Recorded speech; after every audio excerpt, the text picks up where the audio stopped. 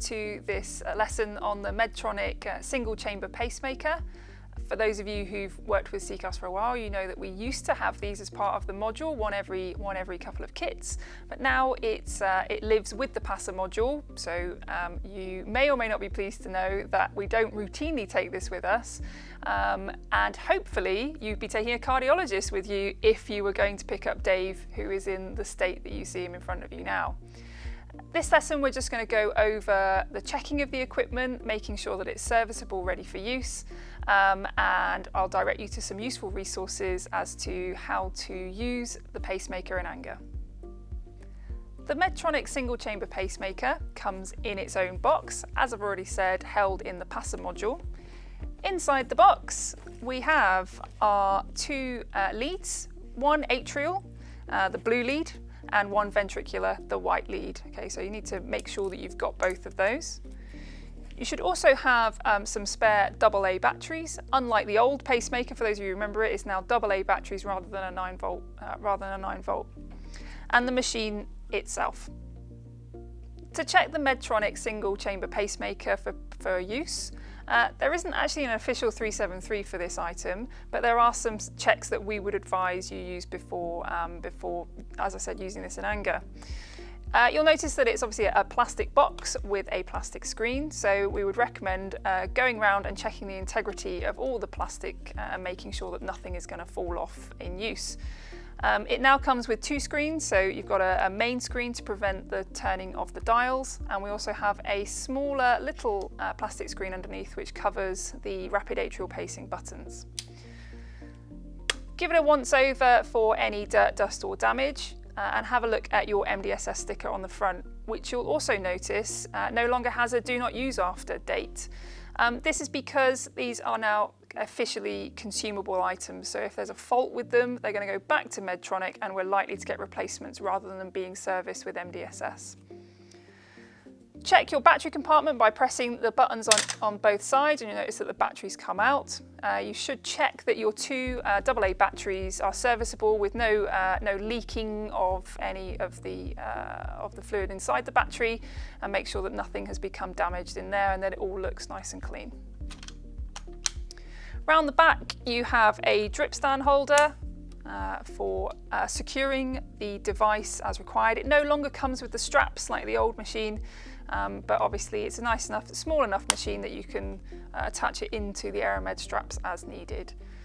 At the top you've got your port for placing in the leads, and we would recommend that you try out both the leads, making sure that you push them in until you hear a click and making sure that you can't remove them.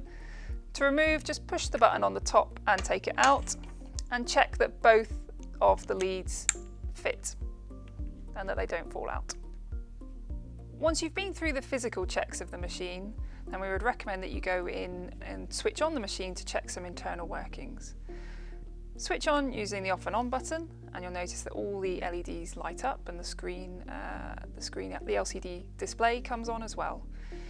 As standard, this doesn't have an internal memory, but as standard it comes on with a rate of 80, an output of 10 and a sensitivity of 2. For those of you who are not used to pacing, then the rate is obviously the heart rate that you would like the patient to achieve. The output is how much electricity you're going to deliver to achieve that rate, and the sensitivity is how much electricity the patient's intrinsic heart rate is achieving to achieve whatever rate they are having at the time.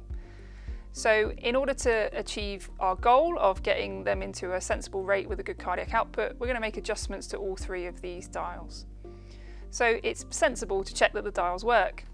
So we would recommend just turning them left and right just to confirm that the dials actually function and that you don't have any stoppages as you move up and down. So all those dials move nice and freely. It's already flashing pace, obviously. It's not connected to a patient, so we will not be able to demonstrate the sensitivity button, but the video that's linked on the DLE will demonstrate this better for you. Medtronic advise that the battery life on these machines is around 7 days, but that's going to be very dependent on how much electricity you're delivering and at what rate. So you do need to keep a very close eye on the battery indicator. If this has only one bar indicated and it starts to flash red, then that indicates that you have 24 hours of battery use left, and we would recommend that as soon as you see that light, you change the battery. For each new mission, we would recommend that you put new batteries in right from the start, so you know that you have that 7-day window. As part of your check, we would recommend that you confirm that the batteries the internal workings will still continue even if the batteries are ejected. And to do this, you eject the batteries and you'll see that you have a red flashing light. You have 30 seconds now to change those batteries over for new ones and replace them. So this just demonstrates that the machine will continue to work even if the batteries are removed, remembering that you only have 30 seconds. There's also a lock function now, which can be pressed to prevent any changes to the dials. It also prevents you from switching the machine off and on.